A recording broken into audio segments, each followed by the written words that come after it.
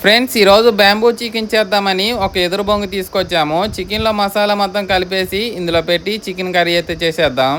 ముందుగా KG chicken తీసుకొని అందులోకి కొంచెం ఉప్పు, కారం, పసుపు, ధనియాల పొడి, అల్లం పేస్ట్ వేసుకున్నాము. తర్వాత కొంచెం కరివేపాకు, సన్నగా కట్ చేసుకున్న ఆనియన్స్, టమోటా ముక్కలు అయితే వేసుకున్నాము. ఇంకా ఫైనల్గా కొత్తిమీర వేసుకొని మొత్తం అయితే బాగా కలుపుకుంటున్నాము.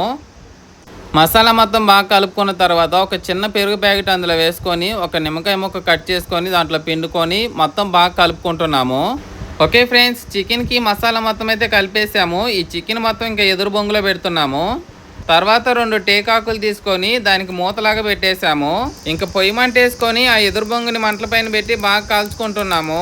అలా ఒక సైడ్ బాగా కాలిన తర్వాత ఇంకొక సైడ్ తిప్పుతున్నాము. 2 పక్కల బాగా కాల్చుకొని చికెన్ ఉడికించుకున్న తర్వాత దాన్ని బయటికి తీసేసి అందులో చికెన్ని వేరే గిన్నెలో వేసుకుంటున్నాము. ఎదురు బొంగులో చికెన్ కర్రీ అయితే బాగా ఉడికింది. ఇంకా 4 ముక్కలు తీసుకొని అయితే తిన్నాను. టేస్ట్ అయితే సూపర్ ఉంది. మన వీడియో నచ్చినట్లయితే లైక్ చేసి సబ్స్క్రైబ్ చేసుకోండి.